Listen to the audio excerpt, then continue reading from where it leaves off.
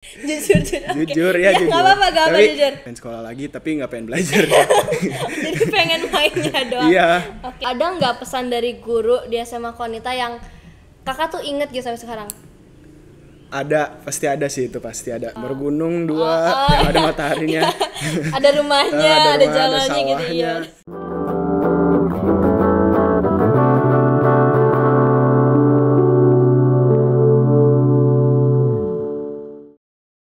Cerita singkat sampai insight hebat. Ini dia Sikat, Sisi Anak Konita. Halo semuanya, selamat datang di Sikat, Sisi Anak Konita.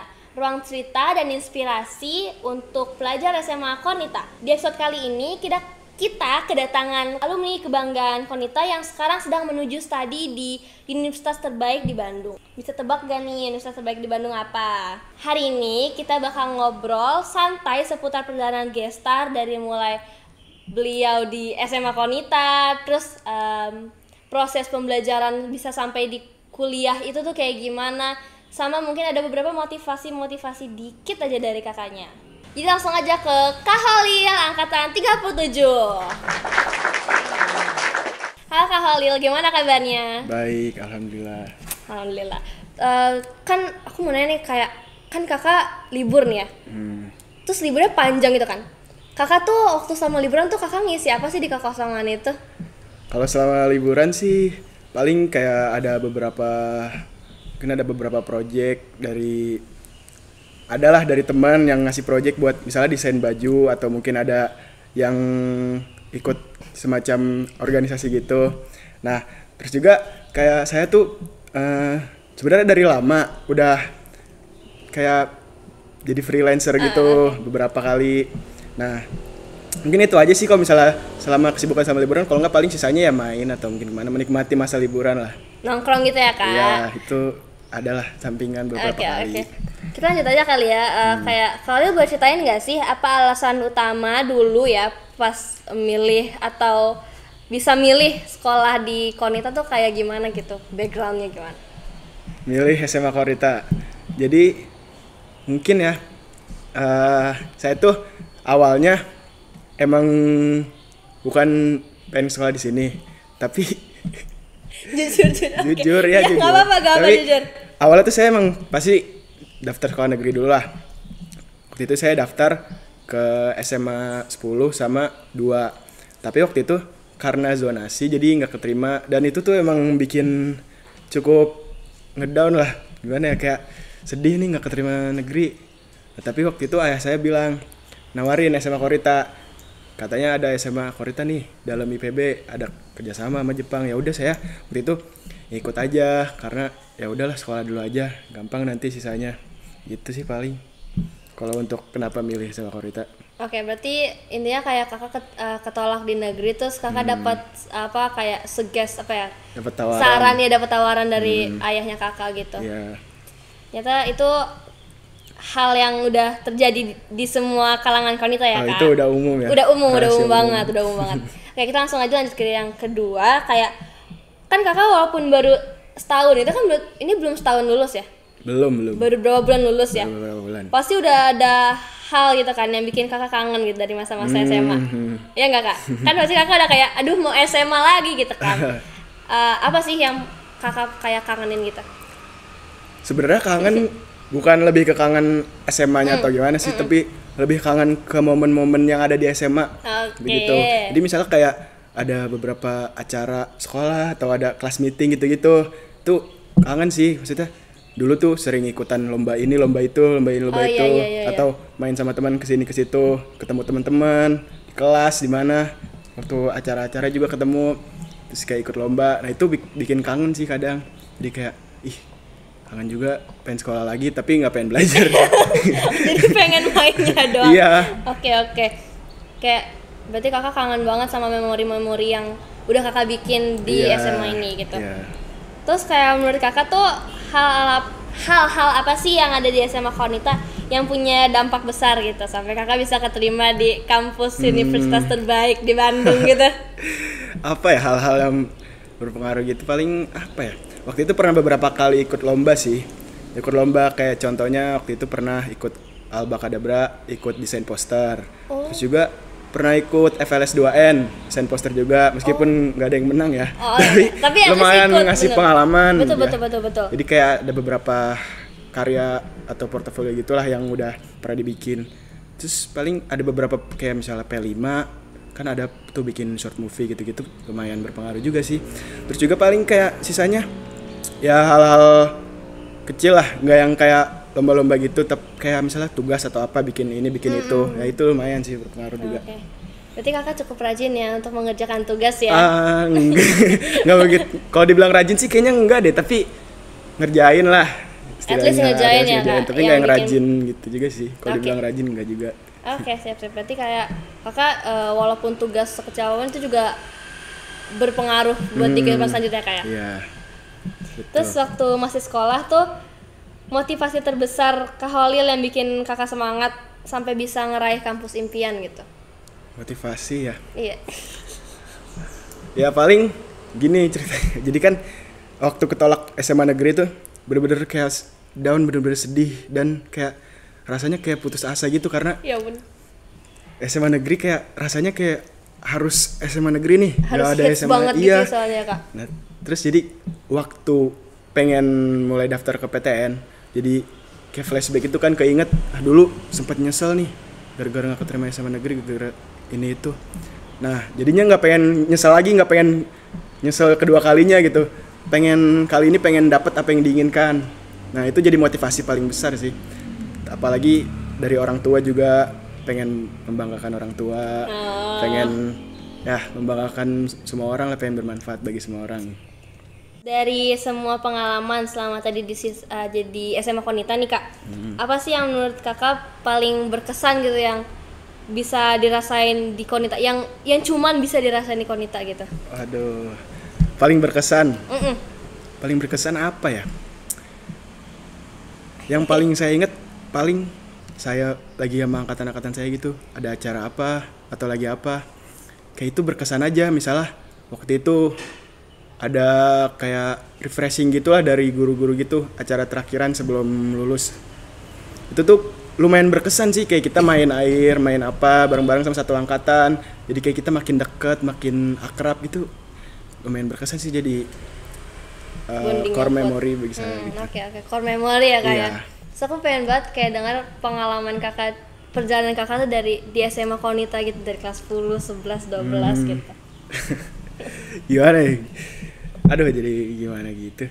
Kan kalau misalnya kelas 10 tuh fase-fase adaptasi lah. Masih belum menerima lah. Maksudnya buat sekolah di sini tuh bukan sekolah yang diinginkan kan. Jadi kelas 10 tuh rasanya kayak belum begitu fokus buat belajar. Jadi kayak kebanyakan main, kebanyakan nongkrong. Terus ya paling di kelas juga nggak terlalu merhatiin guru. Kayak terlalu bodo amat gitu iya, ya kak? Kayak sibuk ngobrol sama teman atau ngapain, tidur iya, di kelas. Itu udah biasa terus. Nah, itu tuh kelas 10 bener-bener saya nyesel juga sih, harusnya nggak kayak gitu kelas 10, tapi emang ya mau gimana lagi, itu emang jadi pelajaran buat saya juga. Jadi setelah kelas 10 kayak gitu, kelas 11 awal-awal masih gitu sih.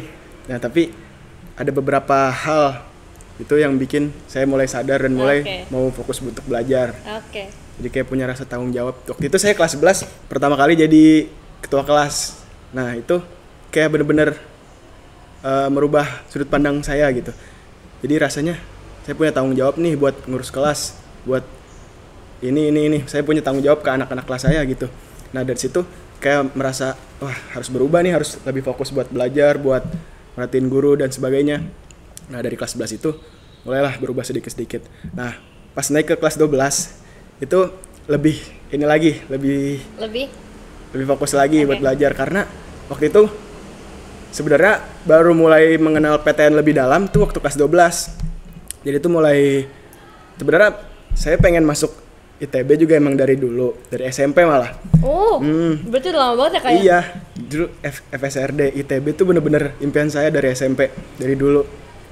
Nah kelas 12 itu mulai saya mengenal lebih dalam lah tentang PTN dan sebagainya.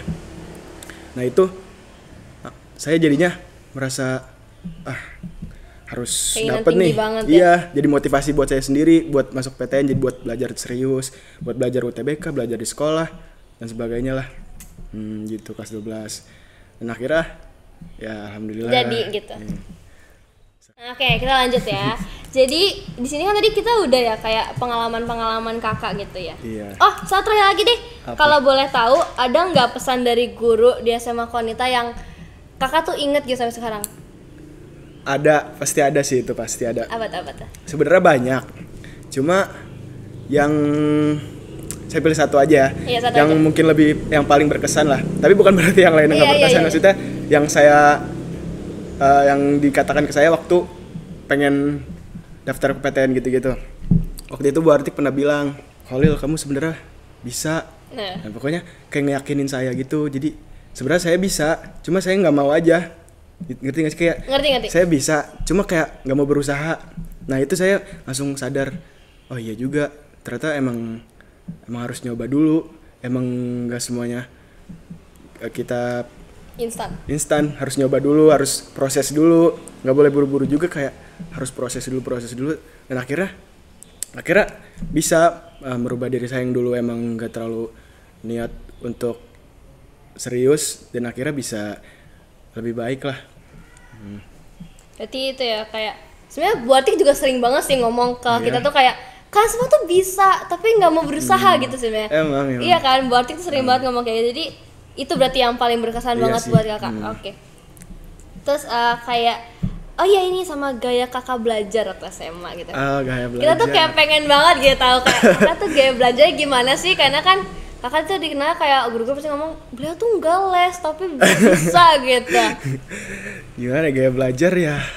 Sebenarnya gaya belajarnya tuh nggak yang gimana nggak kayak yang gila-gilaan gitu, belajar nggak yang belajar sampai 10 jam berapa jam gitu, kayak belajar juga semaunya, Semutnya kakak gitu. aja. Nah tapi kalau saya rasa justru malah itu yang bikin saya bisa. Karena kalau misalnya belajarnya dipaksa itu kayak kadang ilmunya malah nggak masuk gitu, kayak belajarnya dipaksa, belajarnya terpaksa, atau mungkin belajarnya nggak karena keinginan sendiri, itu jadi kayak merasanya Nggak masuk nggak gitu masuk ya. ke otak aja. Jadi mending belajar tuh dinikmatin, Nice. enjoy. Oke. Terus kayak belajar fun aja, belajar tuh nggak kayak hal yang berat atau mungkin tantangan gitu. Belajar ya belajar, kayak kita lagi ngapain, misalnya hobi kita misalnya apa nih, misalnya kita suka main futsal, atau misalnya suka nyanyi atau suka apa. Nah jadi kayak sama aja, kayak di bawah fun aja, asik aja belajar. Mungkin emang ada beberapa materi yang mungkin kita kayak apa nih nggak paham nih. Nah itu kalau misalnya emang nggak ketemu jawabannya, itu emang kita harus tanya ke yang lebih tahu. Jadi emang nggak bisa dilakukan semuanya sendiri sih. Kalau bisa nih, kalau belajar tuh lebih baik cari partner. Partner apa maksudnya Partner kak? buat belajar. Oh, partner buat belajar. Kayak misalnya contoh, misalnya belajar bareng berkelompok kita, atau mungkin ada belajar berdua, belajar sama siapa.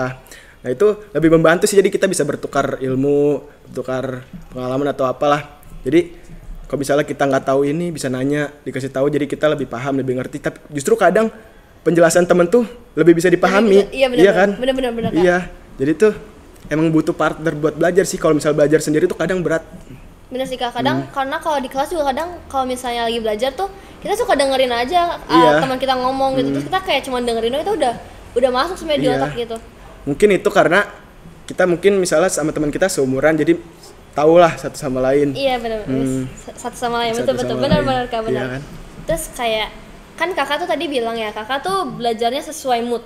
Terus kakak juga bilang di awal-awal tuh kakak tuh sering nongkrong gitu kan, main. Nah kayak kakak pernah nggak sih kayak ke distract? Pasti kakak pernah ke distract kan, kayak apalagi kakak sesuai mood gitu. Kakak tuh bukan tipikal orang yang harus 10 jam belajar, harus segini belajar gitu. Jadi pasti kakak sering ke distract gitu. Gimana cara kakak ngatasinnya gitu? Sering sih ke distract, misalnya lagi belajar nih, mau belajar misalnya malam nih, mau belajar UTBK, mau belajar materi apa, udah buka nih misalnya materinya apa, udah buka latihan soal atau apa, misalnya di HP. Nah itu kadang-kadang suka misalnya tiba-tiba buka yang lain gitu-gitu. Tapi kalau saya sih emang sosial media saya itu tuh emang juga sering buka-buka materi pelajaran, maksudnya jadi sering lewat lah. Okay. Jadi meskipun ke distract juga lewat, jadi sekalian belajar. Tuh, jadi kalau misalnya buat ngatasin biar nggak ke distract itu paling ya apa yang bikin ke distract itu coba bikin jadi Positif. sarana buat belajar juga gitu. Oke, sip. Jadi misalnya jadi nggak semua hal yang buruk itu sepenuhnya buruk. Iya, jadi bisa diambil positifnya gitu. Berarti kakak beneran kayak pernah ke distract tapi jadiin distract itu tuh kayak yaudah enjoy Iya, aja di. iya. Oke. Jadi contohnya tuh waktu itu saya waktu nongkrong nih, itu kan hitungannya distraksi ya, maksudnya hitungannya apa ya, bukan lagi belajar lah. Tapi waktu nongkrong itu kita ngajakin, ayo belajar yuk kita adu cepet-cepet ngitung, adu Oke. cepet-cepet perkalian, gitu. Oh Pernah iya, kayak bener gitu, kan? Pernah iya kayak gitu. pernah kayak gitu. Nah jadi kita selalu ambil baiknya di setiap hal gitu. Misalnya lagi nongkrong, ayo kita hitung-hitungan yuk kita perkalian lomba. lucu Ntar juga. yang paling duluan yang paling cepet dapet ini, yang paling cepet ntar ini gitu. Kan seru juga kan, jadi fun Bener-bener belajarnya. jadi fun bener-bener. Jadi kayak bareng gitu ya kak. Iya, emang harus butuh kesadaran juga sih. Soalnya kalau benar-benar full ke distract itu kadang emang susah. Jadi misalnya kita harus belajar jam segini nih, tapi malah melakukan hal lain dan itu benar-benar full ke distract sampai lupa belajar. Nah itu nggak bisa diatasin sih, paling ganti waktunya atau mungkin bikin pengingat sendiri gitu, bikin self reminder gitu. Oke. Kayak misalnya dari teman atau mungkin nanti ingetin ya jam ini mau belajar, atau ke orang tua atau kemana gitu. Berarti kakak ada to do list gitu ya? Kalau to do list sih enggak sih, paling kayak misalnya lagi mau belajar nih di HP dikasih alarm jam segini harus belajar gitu. Oh, Jadi ntar bunyi dia, iya, ada tulisan belajar gitu, belajar woy gitu. Oh, jadi kakak ntar belajar Iya, jadi gitu. misal lagi ini, oh iya belajar, kita harus belajar. Nah, ya udah langsung fokus belajar, nggak boleh melakukan hal lain. Oke. Nah, kan kita juga pengen tahu ya kayak kenapa sih Kak Holil tuh akhirnya milih FSRD ITB gitu. Kan selain keinginan dari SMP, ada gak cerita di balik khususnya gitu kayak kakak mau gondrong kah gitu? Kenapa harus gondrong? Atau kakak wibu kah? Enggak, kalau ibu enggak sih. FSRD kenapa? Karena emang dari dulu sih suka gambar gitu, dari kecil emang suka gambar sih. Dari SD, dari TK, kayaknya dari lahir nih. Oh oke, dari perut juga udah bisa gitu. Udah Oke. suka gambar, emang dulu suka coret-coret di kertas, suka gambar ini macem-macem, gambar orang lah, gambar pemandangan, gambar gunung yang ada mataharinya. Ada rumahnya, ada rumah, jalannya gitu ya. Nah, suka gambar dari kecil. Terus waktu SD juga masih suka gambar. SMP mulai kenal sama desain grafis.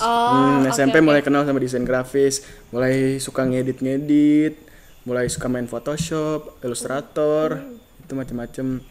SMP karena emang waktu SMP tuh sempat ngurusin IG angkatan gitu, bikin postingan, terus kayak bikin konten, atau ada sering lomba-lomba internal juga di SMP, lomba kayak misal bikin maket. Lalu tuh ikutan beberapa kali bikin maket, bikin komik. Itu saya juara mulu bikin komik. Oh oke, Bikin komik. sombong juga. Oh itu nggak, tapi bener juara terus 2 kali sih itu selama kelas 8 sama 9 kalau nggak salah, juara bikin komik 2 kali.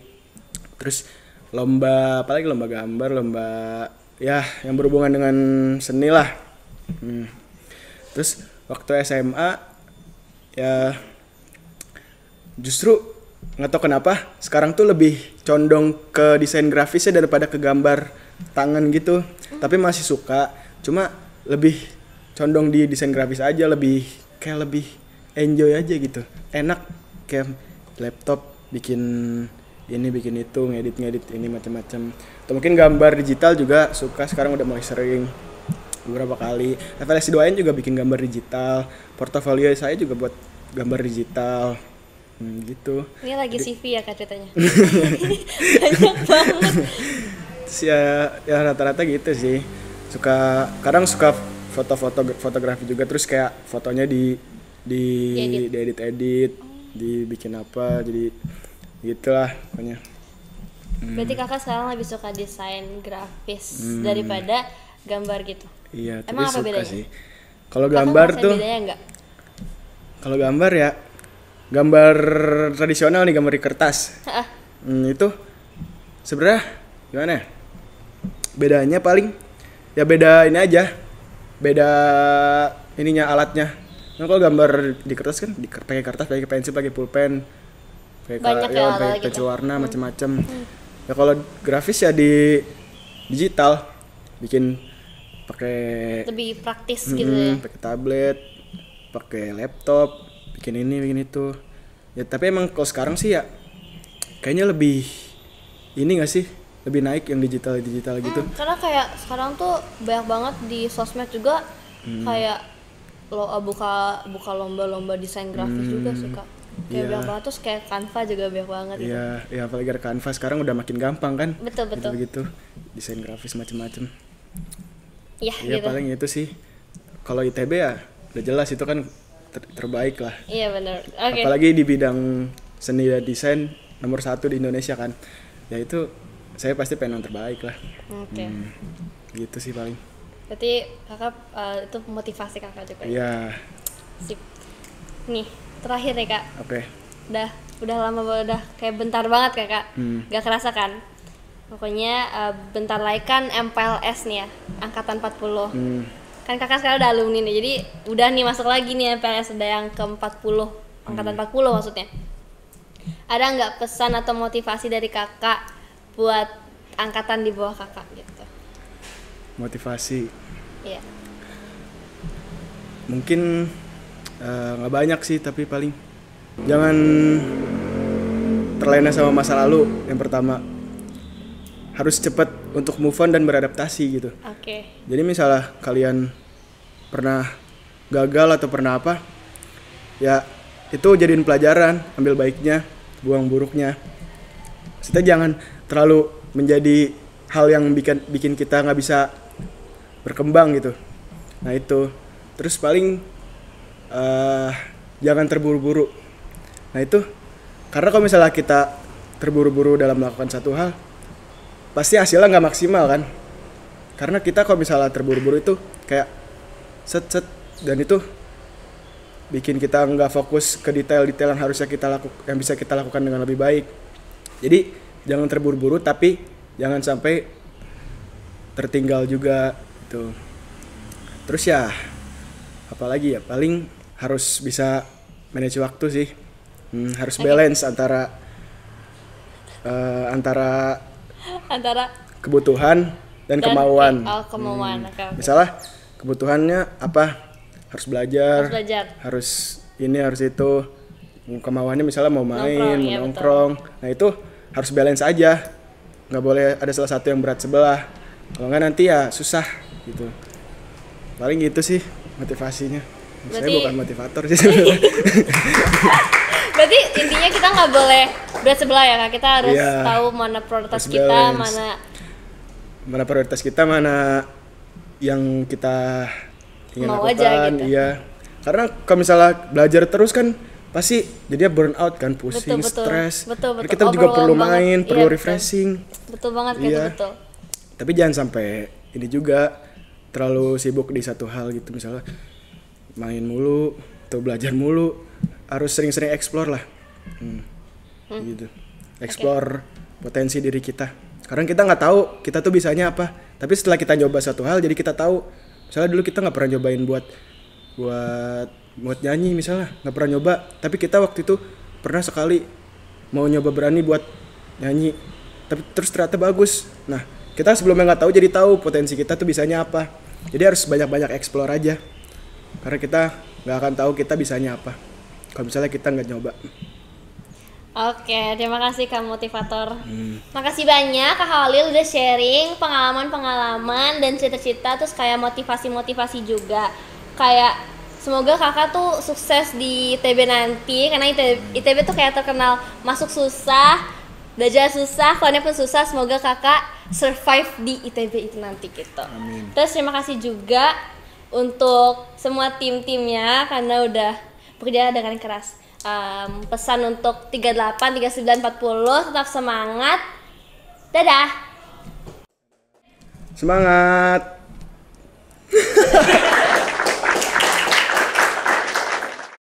ngisi kekosongan paling kayak jadi tuh jawabnya gimana? Tadi gak ada perasaan deh. Tadi gak ada, sumpah. Tadi gak ada. Udah tuh ada. Nggak nyiapin itu. Improve ya? Iya. Gak ada tuh.